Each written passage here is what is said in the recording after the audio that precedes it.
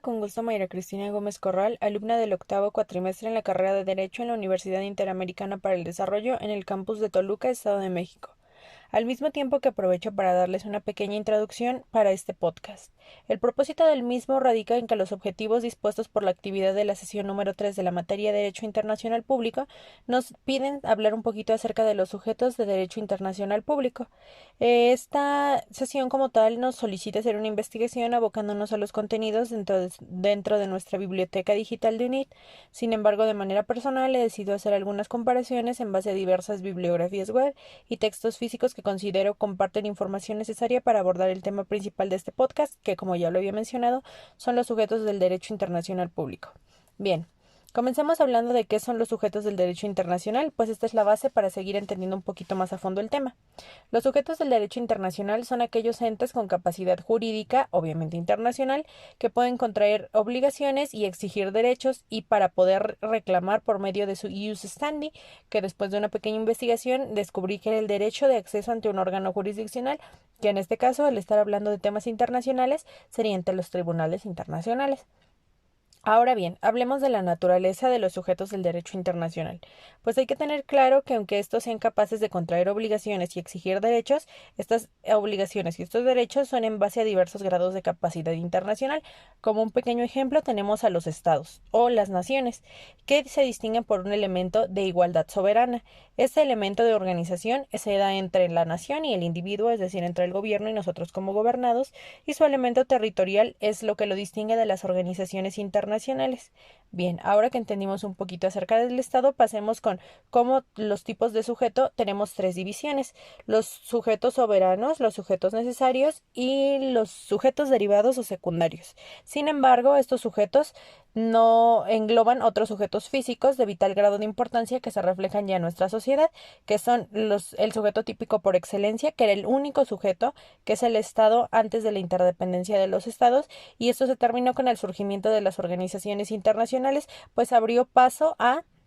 otro tipo de sujetos que son, por ejemplo, uno de los más representativos, la Santa Sede o Ciudad del Vaticano, sujeto de derecho internacional, gracias al cual las representaciones diplomáticas pontificias, es decir, religiosas, se convirtieron en una institución regular o permanente. Una disculpa. Recordemos que esto se dio a partir de que se firman tratados internacionales en 1886. Ya habíamos hablado de que el Estado, después de la interdependencia de los estados, abre paso a otro tipo de sujetos y también, aparte de la sede o la Ciudad de Vaticano, también da paso a la Orden Soberana de Malta, que en definitiva fue una creación intelectual del derecho objetivamente internacional, que se dio con la finalidad de que la espiritualidad de alcance universal tenga apreciación legendaria ante una institución y ésta sea juzgada por organismos de nivel internacional. También tenemos los beligerantes o insurrectos, que se constituye un grupo de personas que se levanta en armas contra el gobierno de su propio estado, controlando plazas y disponiendo algunos buques de guerra. Se han dado bastantes ejemplos, pero este tipo de grupos, para tener algún tipo de influencia internacional, también deben de cumplir cierto tipo de características. También tenemos al individuo como tal, que son sujetos pasivos del derecho internacional, porque también hay que tener claro que estos solo reciben derechos y obligaciones sin ser directamente sujetos, pues nosotros como individuos no podemos celebrar tratados individuales con organizaciones internacionales. Y para finalizar tenemos a los organismos internacionales directamente,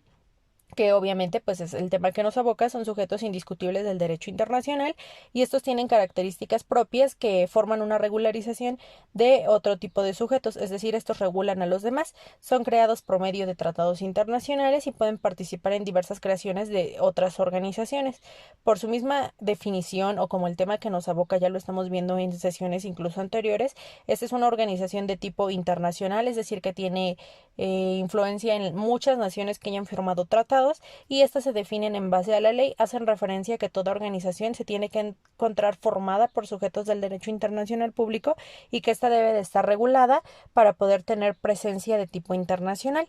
En manera bastante concluyente, el podcast que acabo de analizar nos habla sobre cuáles son los sujetos del derecho internacional, la naturaleza de estos sujetos, los tres tipos de sujetos que los voy a volver a repetir: los soberanos, los necesarios y los sujetos derivados o secundarios, y también al final de una pequeña introducción sobre todos los sujetos